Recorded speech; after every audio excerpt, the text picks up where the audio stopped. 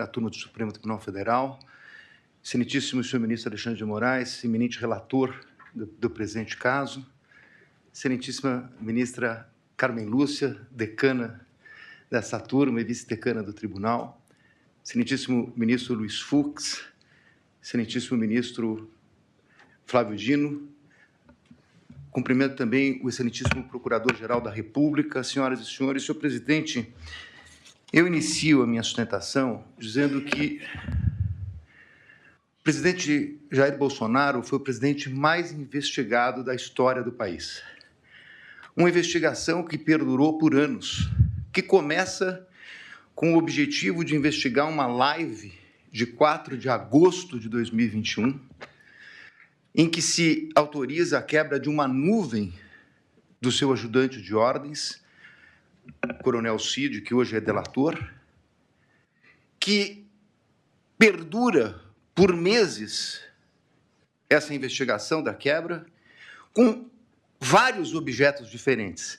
Num primeiro momento, verificava-se a live, numa investigação determinada pelo TSE. No segundo momento, investigava-se o cartão corporativo, os gastos do presidente e da então primeira-dama. Depois investigou-se até uma questão de emendas, para se chegar numa questão de vacinas. Portanto, não havia um objeto específico. E por que eu estou tratando disso, senhor presidente? Porque o inquérito das vacinas é a gênese de todo este caso, onde ocorreu a prisão e depois a colaboração do Coronel Cid. E o que se achou, senhor presidente, depois de tudo isso? Que foram determinadas buscas e apreensões, foi feita a quebra de nuvens, o presidente foi investigado, buscas e apreensões. O que se achou com o presidente? Absolutamente nada. E com todo o respeito e com toda a vênia, ilustre Procurador-Geral da República, eu contesto essa questão do documento achado no do Partido Liberal. Há, inclusive, no meu colega Paulo Bueno, uma ata notarial de que ele enviou para o presidente da República aquele documento. Então, esse documento não foi achado. Com o presidente não se achou absolutamente nada. A partir daí, restava a versão do delator, com uma minuta que estava no seu telefone tratando de uma questão de estado de sítio, e mais absolutamente nada. Então, vem a denúncia. E a denúncia é feita, efetivamente, com duas novidades. Porque, com o estado de sítio, e baseado na palavra exclusiva do delator, seria difícil a propositura de uma ação penal. Então, traz-se uma narrativa que vem, efetivamente, do começo de atos de pronunciamentos do presidente da República, pronunciamentos públicos, e depois o 8 de janeiro. Sobre esse primeiro momento, senhor presidente, eu me permito até fazer uma digressão sobre o mérito antes de tratar das preliminares, mas é importante dizer que, sobre esse primeiro momento, nós temos, efetivamente, uma acusação do Procurador-Geral da República de 2 artigos gravíssimos do Código Penal que tratam do golpe, e de golpe contra as instituições democráticas e contra o governo legitimamente eleito. Mas um minutinho só, estamos tratando de uma execução que se iniciou em dezembro de 21, tratando do crime do governo legitimamente eleito. Qual era o governo legitimamente eleito? O dele. Então, esse crime é impossível, com todo respeito. Falar-se em execução de crime contra o governo legitimamente eleito, que era o dele. O governo legitimamente eleito veio no final do ano de 22, com as eleições. Então, como se falar em tentativa, em início da execução? E mais, como se falar em início de execução por pronunciamentos e lives, quando os 2 tipos penais têm elementares do tipo a violência ou a grave ameaça? Não existia violência nem grave ameaça. Então é impossível falar dessa execução.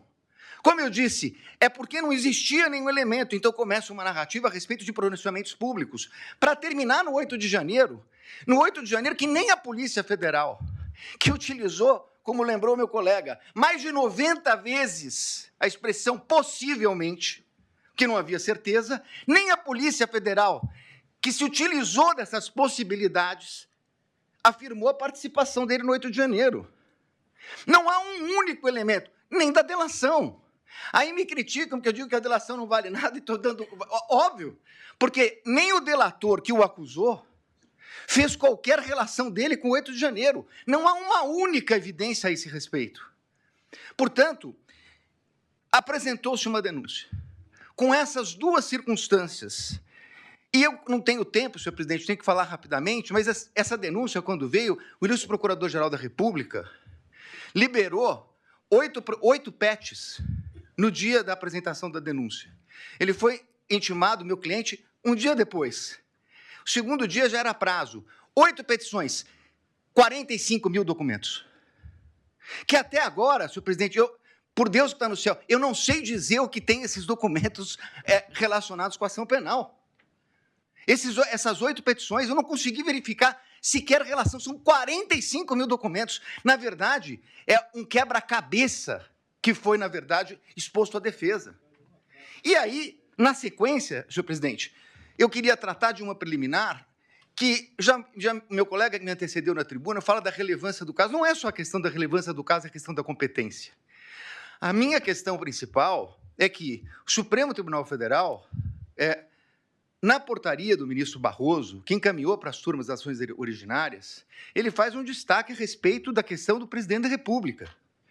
Então, o presidente da República, se crime houvesse contra o presidente da República, seria julgado pelo pleno do Supremo Tribunal Federal. Ora, se o Supremo Tribunal Federal entendeu agora, num julgamento que foi concluído recentemente, após a apresentação da denúncia, que a competência se prorroga e que os detentores de foro, ainda que deixem suas respectivas funções, passem a ocupar, saiam da prerrogativa de foro, e o delito será julgado pelo Supremo, prorrogando a competência que detivera aqui no momento que ocupava o cargo. Qual era a competência? Era do pleno, porque ele era presidente da República, e chegou a ser investigado como presidente da República. Muito bem. Mas, com base nisso, senhor presidente, o que nós temos nessa denúncia? A prova da defesa, substancialmente, é uma prova negativa. É uma prova negativa. Não fez, não participou, não aderiu, não autorizou. É uma prova negativa. Então, seria muito importante, e eu reconheço, ministro Alexandre de Moraes, Vossa Excelência despachou comigo no Salão Branco, e é verdade o que Vossa Excelência coloca, que todos os elementos da denúncia, citados na denúncia e no relatório da Polícia Federal, estão nos autos. A conversa de Mauro Cid, citada na denúncia, está realmente nos autos. Nós tivemos acesso quando é escrito por escrito, quando é por áudio, por áudio. O que não está na denúncia é a completude da mídia. Como disse o meu colega que me antecedeu. Então, senhores ministros, a pergunta é o seguinte: se eu não tenho a mídia completa, nesse momento de preliminares, não seria o caso de a defesa poder suscitar, se fosse o caso, a cadeia de custódia da prova? Mas eu não tenho a completude, eu não tenho os telefones, eu não tenho as mídias. Há uma discussão muito grande a respeito desse plano punhal verde e amarelo. Há uma reunião. Seria absolutamente imprescindível verificar as demais mensagens que foram passadas naquele dia. As outras mensagens que foram passadas pelo WhatsApp. Os outros documentos que estão na mídia. É essa a reclamação da defesa. O que nós temos, e temos tudo que a denúncia citou e tudo que o relatório da Polícia Federal citou, mas esse é o recorte da acusação. Com todo respeito, a defesa tem direito a fazer o seu próprio recorte. E isso poderia impactar. Eu sei, ministro Flávio Dino, Vossa Excelência já falou aqui em outras sessões de julgamento que eu assisti, que falou hoje, nós não vamos fazer Vossa Excelências não farão um julgamento aprofundado da denúncia. É óbvio, nós estamos falando aqui de um standard mínimo, de uma verificação de possibilidade do recebimento da prova. Mas é evidente que se houvesse uma mensagem comprovando que não há nenhuma relação com o punhal verde e amarelo, teria muita importância para esse momento. Porque nós estamos falando de um recebimento de uma denúncia gravíssima, por fatos gravíssimos, que o presidente da República não tem nenhuma relação com o punhal verde e amarelo, Operação Luneta, com Copa 22 e assim por diante. Então, a verificação das trocas de mensagem, a partir do momento que Correios dizem que falaram com o comando militar, que pediram audiência no Planalto, no Alvorada, que tiveram lá, o que disseram? Isso não consta. É essa a importância de verificar toda a questão.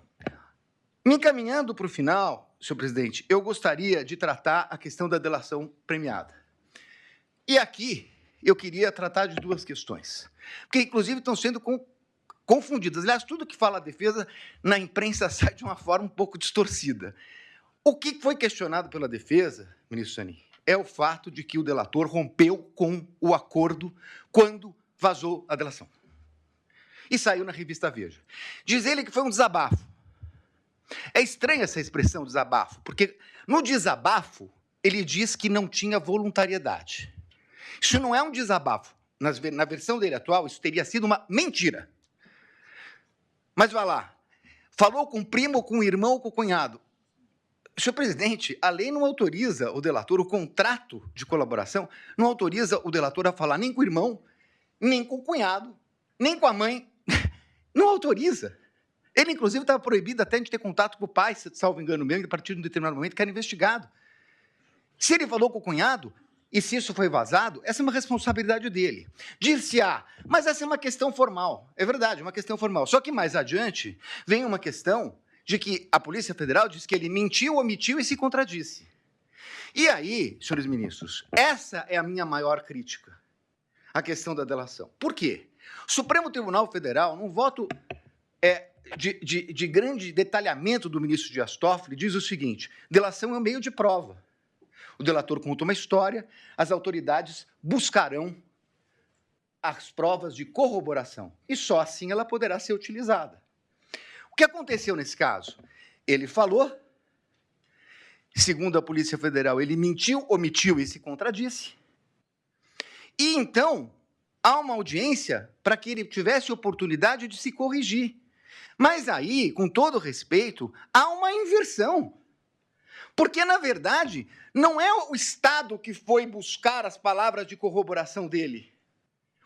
O Estado foi buscar as provas de corroboração do que ele disse. É o contrário. O Estado trouxe indícios e ele se adequa aos indícios trazidos pelo Estado. É completamente o inverso. Com todo respeito, ministro, é o inverso. O delator tem que falar e o Estado tem que trazer as provas para condenar alguém. O que aconteceu aqui é que ele falou, mentiu, e o Estado tinha indícios, e aí ele se adequa ao Estado. E aí, com todo respeito, vem a denúncia do seguinte, inclusive, o colaborador, nessa versão do colaborador, foi corroborada pela Polícia Federal. Não, desculpe, ele não foi corroborado pela Polícia Federal. É o colaborador que corroborou a versão da Polícia Federal. É exatamente o inverso disso. E numa audiência que se traduziu numa coleta de provas. E essa é a insurgência da defesa. Porque, nesse momento, essa coleta só poderia ser feita, com todo respeito, pelo procurador, pela polícia, e não pelo Poder Judiciário. Então, senhores ministros, para terminar, eu quero dizer o seguinte. Eu entendo a gravidade de tudo o que aconteceu no 8 de janeiro. Mas não é possível que se queira imputar a responsabilidade ao presidente da República, o colocando como líder de uma organização criminosa, quando ele não participou dessa questão do 8 de janeiro. Pelo contrário, ele a repudiou. E mais do que isso, ministros, nesse tempo que não é possível discutir a questão aprofundada de provas, é importante dizer, senhor presidente, que enquanto a Polícia Federal fala possivelmente, enquanto a denúncia traz conjecturas, como a impressão de um documento no Palácio que teria tido conhecimento dele, o fato concreto é que o acusado de liderar uma organização criminosa para dar golpes socorreu o ministro da Defesa, nomeado pelo presidente Lula, porque o comando militar não o atendia. Foi o presidente que determinou a transição. Foi o presidente que determinou que eles atendessem o ministro da Defesa que assumiu em 1º de janeiro. Portanto, encerrando, ministro, não é possível que se queira dizer que é compatível com uma tentativa de golpe, com o uso do comando militar quando o presidente da República autoriza a transmissão do poderio limitar no começo de dezembro. No começo de dezembro, antes da data do dia 15, antes da data do dia 11. E, portanto, senhores ministros, eu ratifico as nulidades que foram colocadas na minha peça, apreciada por Vossa Excelência, e peço a rejeição da denúncia e agradeço pela atenção. Muito obrigado, senhor presidente.